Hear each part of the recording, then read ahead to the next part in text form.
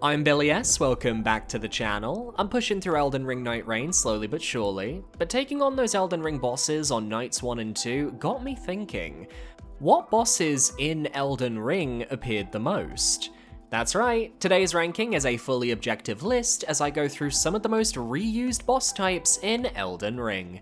I do have a few rules to make things more interesting though. 1, I'll be including different variants of the same boss under the same entry. So Elima and the Bell-Bearing Hunters are a single entry, Putrid Avatars and the Erdtree Avatars are a single entry, Valiant Gargoyles and the Blackblade Kindreds are a single entry, etc, etc. 2, I will only be including boss variants of a given enemy. There needs to be that massive health bar at the bottom of the screen for me to count it on this list, which actually kills the chances of bosses like the Red Wolf of Radagon, who was bolstered by his minor enemy appearances. And 3, gank encounters where you face multiple of the same enemy type will be counted multiple times. So for example, the Putrid Crystallian trio would add 3 appearances to the Crystallian tally. The Crucible Knight duo would count as 2 appearances, etc. So, let's jump right in. The most reused bosses in Elden Ring. Let me know which ones you think are the most reused down below.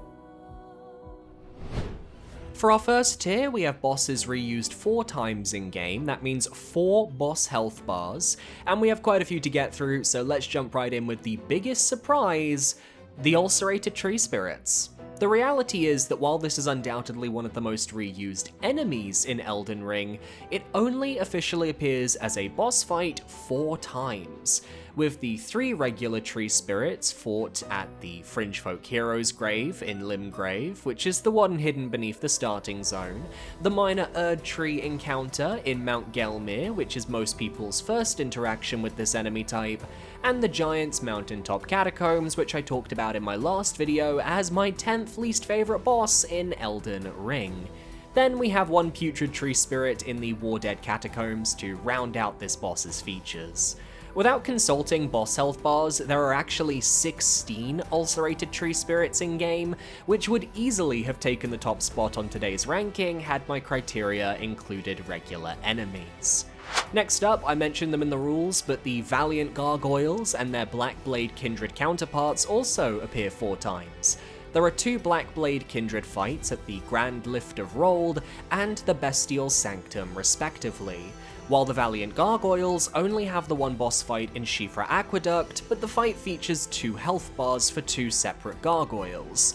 I'm surprised we didn't see more Blackblade Kindred bosses, to be honest. At least 1 in Crumbling Farum Azula or near the top of the mountains would have made a lot of sense. Instead, it's the Gargoyles who have more minor appearances, with 3 regular enemy variants scattered across the various states of Leyndell. But as I explained, regular enemy variants don't count towards today's tally. Thanks to the DLC, we also get to see the Falling Star Beast have 4 appearances. The regular variant is in the Celia Crystal Tunnel, which is where you get walked to from Limgrave. There's one to the right of the big stairs on the edge of Altus Plateau, and we have the one from Shadowview in the DLC. Then add Mount Gelmir's full-grown Falling Star Beast, and you have a perfect foursome. I wish we got one more encounter with the full-grown variant personally, but what can you do?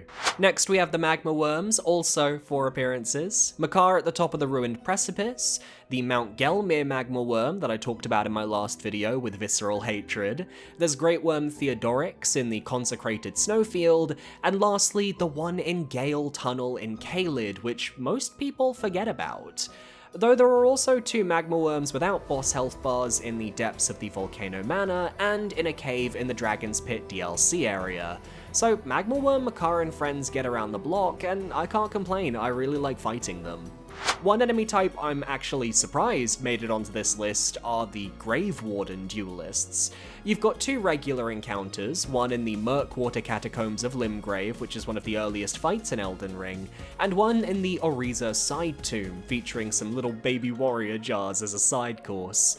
Then you have the Frenzied Duelist in the Jail Cave in Caelid, which I completely forgot about until researching for this video, and the Putrid Grave Warden Duelist in the Consecrated Snowfield Catacombs.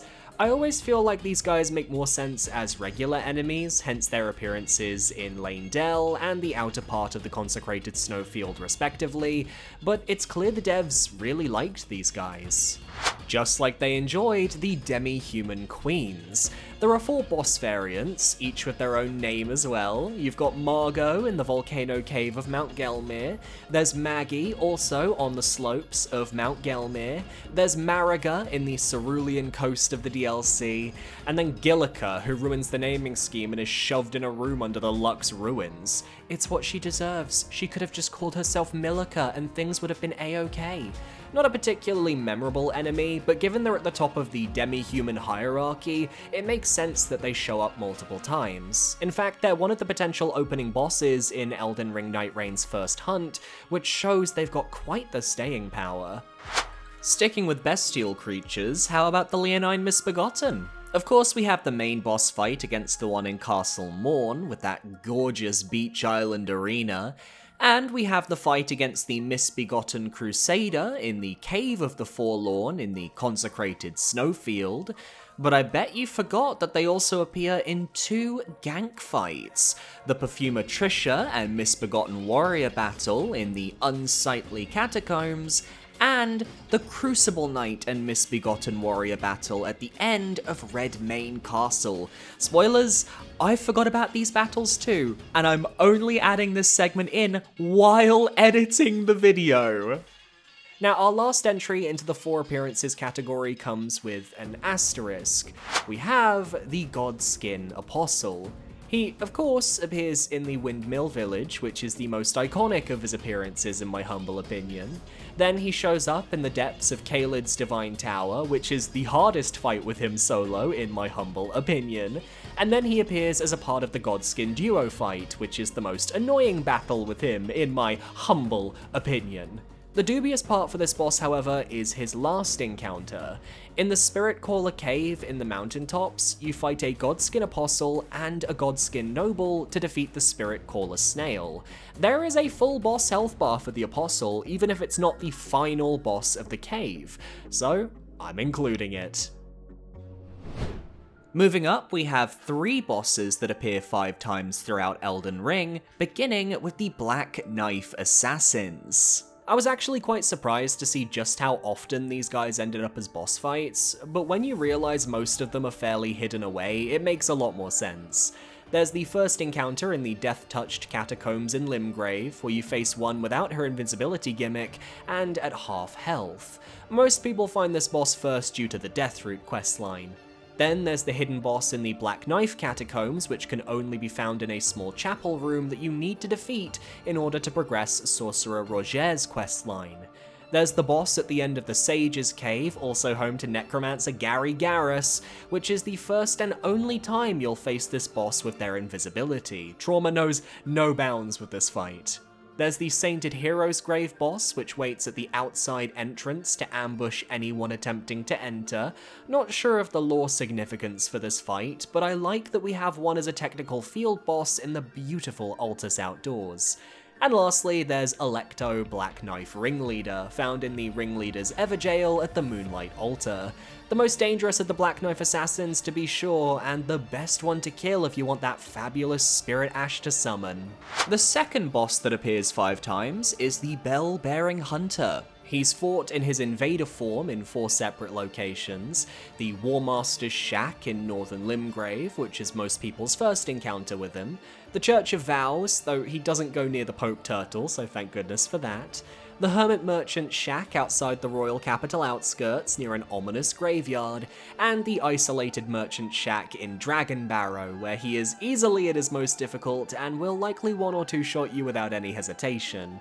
Rounding this out, we have his regular fight against Elima of the Briar, which is his non-phantom form found in the Shaded Castle. Probably one of my favourite fights for his genuinely unique moveset and inspired design. In Elden Ring Nightreign though, he can fuck right off. He's a boss that can be brutal no matter your level there, and he's killed my party and I more times than most bosses. Lastly, we have the Crucible Knights, who round out the 5 appearances category. This was ironically an entry that snuck up on me, because yes, we have the Stormhill Everjail Crucible Knight, which I'd say everybody remembers, and then we have the duo fight against the 2 Crucible Knights in the Ariza Hero's Grave, which everyone remembers for all the wrong reasons, even if I quite enjoy the fight myself. But recall earlier in the video, there's the gank fight at Redmane Castle with a misbegotten warrior that teams up with a Crucible Knight to deliver the smackdown. While down in the Deeproot depths, we have Crucible Knight Soluria rounding out the boss appearances. There are 16 Crucible Knights in-game, but these are the only 5 to actively have a boss health bar, the rest just being souped-up enemies, or in the case of 2 of them, as enemy summons for a Spirit Caller Snail boss fight. Honestly, I'm shocked we didn't get an extra fight with one of these guys. They could have made it to 6 if the Shadow of the Erdtree Devonia fight actually had a boss health bar. But hey, Nightreign's making up for it. Those Crucible Knights in the Everjails and at the end of Night 2, ooh, brutal. Stepping up to 6 appearances, we have 2 bosses in this tier, the first of which are the Erdtree Burial Watchdogs. They come in multiple distinct elemental flavors, from regular to fire to magic to electric, and are exclusively found at the end of Catacomb dungeons. We have the Stormfoot Catacombs, which is your first encounter with the boss, then the Impaler's Catacombs, where you face the boss alongside multiple imps to gank the player, then the Cliff Bottom Catacombs, which is the magic variant of this boss, the Wyndham Catacombs, which is the lightning variant of this boss, though you'll likely be strong enough to kill it pretty quickly at this point, and lastly, a duo fight in the Minor Erdtree Catacombs in Caelid, where you face a greatsword and a staff-wielding pair. Perhaps out of the kindness of their own hearts, FromSoft made the ice variants of these bosses regular enemies, appearing in various dungeons in the mountaintops and the snowfield. Yet I actually find them harder to handle than the bosses themselves. Now, they have been overused in Elden Ring, becoming a de facto catacomb boss, to the point where even their cool visual design can't save the groans people let out when they see them on the horizon.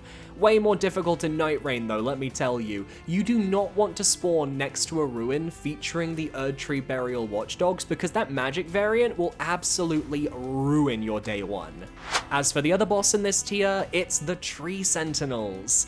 Of course, we know the original in Limgrave, who famously takes on the role of Noob Killer. We've all been defeated by this guy multiple times, and will likely be defeated by him multiple more times.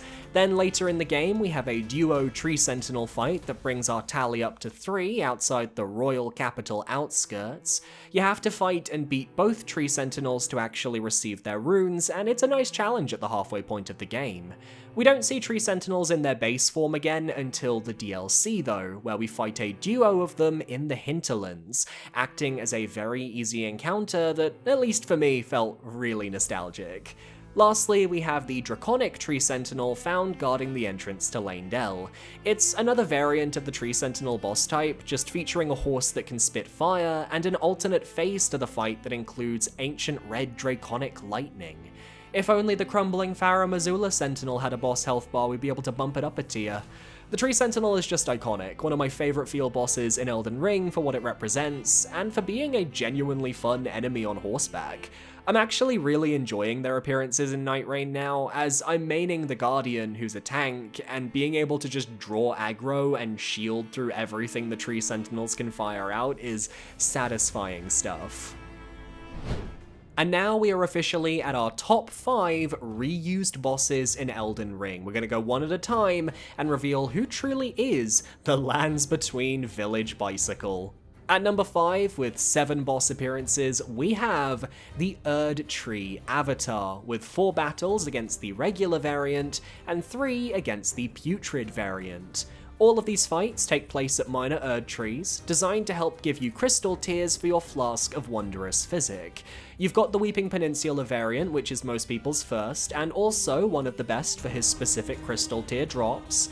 There are 2 in Liurnia, one in the southwest near the converted tower, the other in the northeast near the mausoleum compound, with the last being all the way in the mountaintops. And while in this last encounter it can split itself into 2 clones, they revolve around a singular health bar, thus not counting as an extra appearance on the tally.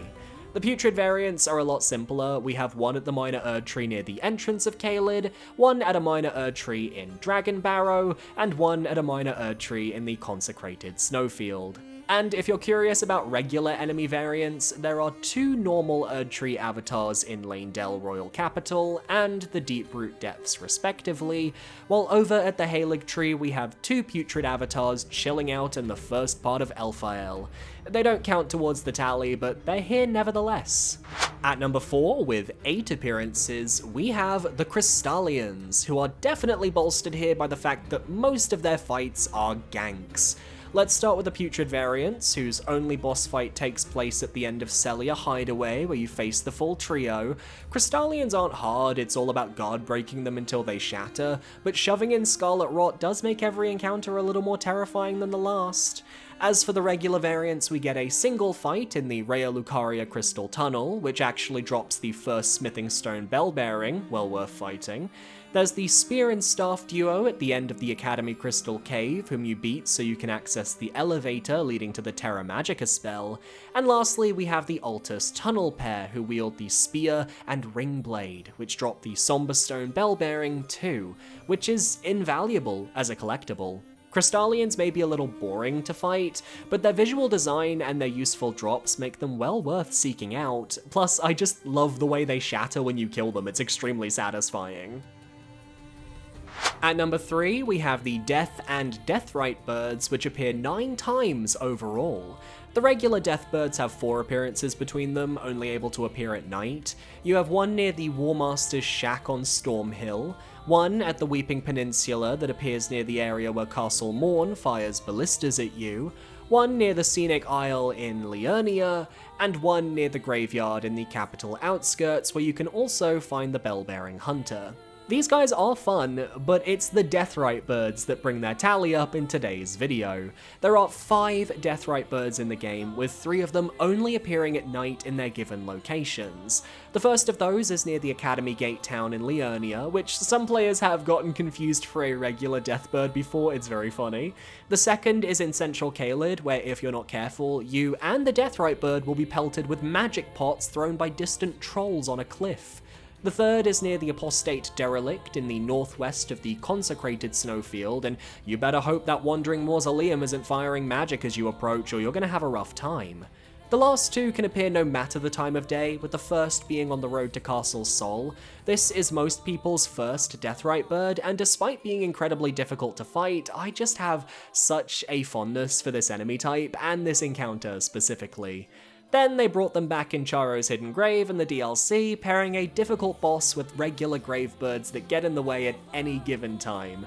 Both myself and my partner had a rough go trying to beat this guy, but hey, if you're gonna reuse base game bosses, make them memorable, and by god, this last Deathrite bird is nothing if not fucking memorable. At number 2, we have the Knights Cavalry, which appear 10 times throughout the game. I'm honestly shocked we didn't get a single appearance in the DLC. Now, just like previous entry, Knights Cavalry units only appear at nighttime, but they fucking swarm the lands between. You can't move 5 feet without finding another one. There's the first on a bridge in Limgrave, which most will run into while regularly exploring. There's the second in the Weeping Peninsula near the Site of Grace just before the approach to Castle Morn. There's the third in southern Liurnia near the Gate Town Bridge Grace. There's the fourth in northern Liurnia on Bellum Highway. There's the fifth in Caelid near the Cathedral of Dragon Communion. How about the sixth on the highway in southern Altus Plateau? Or maybe the seventh in the Fog of the Forbidden Lands? Is that more your speed? Maybe the 8th in Eastern Dragon Barrow that was once used for farming quick souls in speedruns is more your taste? Or perhaps the 9th and 10th found as a duo fight in the Consecrated Snowfield are what you really seek? By god, I don't want to see this boss again. They don't do enough to justify reusing them as much as they do. There's nothing unique or interesting about each different appearance. After you've seen their weapon movesets once or twice, it's just the same thing all 10 times. They really fit the definition of a reused boss in Elden Ring, derogatory. Unlike our number 1, the Flying Dragons, which appear 12 times in-game. This encompasses all the dragon bosses that follow the moveset. You know the one, the dragon moveset that every regular dragon and drake must adhere to. If it's got that one move where it flies up into the air and it soars forwards while breathing fire to its right, it counts in this category. We have Flying Dragon Agil in Central Limgrave, which is one of the most iconic of the bunch, as well as his twin Flying Dragon Grail over in Dragon Barrow. We have Glintstone Dragon Smaragd guarding the Academy Key in Liurnia, while we have 2 appearances by Glintstone Dragon Adula, one behind Caria Manor, the other at Moonlight Altar. Exeeks and Borealis represent the elemental dragons, with the former being of the rot element found in Central Caelid, while the latter is a frost dragon found on the vast icy lake of the mountaintops, and that's already 7 appearances. But the DLC, Shadow of the Erdtree, only bolstered their ranks further. We now have 2 Jagged Peak Drakes, which mostly follow the same moveset with a few extra attacks. The first is outside the Dragon's Pit exit in a large pool of water, while the other is at the base of the Jagged Peak, fighting a lesser Peak Drake for dominance. And of course, we have the 3 Ghost Flame Dragons to round out the list. The first is in the northern Gravesite Plains in the center of a vast lake. The second is found fighting against Messmer's army in southern Shadow Altus, while the third flies in to attack you as you enter the Cerulean coast heading southwards, able to bolster his difficulty by summoning skeletons mid-fight. No matter your flavor, no matter where you go in Elden Ring, you will never escape the field dragon bosses. You can argue that they're all different elements and different types, but that moveset translates across all 12 battles. They are the most reused bosses in Elden Ring, and based on how many times people have complained about them in the past few years, yeah, it's justified. And that's the list. Which of these bosses are you most surprised about being reused as much as they are? Let me know down below, and be sure to parry that subscribe button so you can stay up to date on all my future videos. Or you can consider following me over on Twitch or Blue Sky. Blue Sky is my current social media of choice, and Twitch I stream 3 days a week. So if you want to see me play Elden Ring Nightreign or other games, then head on over. I want to give a shout out to my YouTube channel members for supporting me for another month. You guys are amazing. Thank you so much. You guys are so cool. It is $4.99 a month. It gets you a shout out in the description at the end of videos as well, and every now and then you get special Let's Plays just for you. I'm still trying to figure out what the next one's gonna be. I don't know right now, but I will figure it out. So thanks for watching, and I'll see you next time. Adios.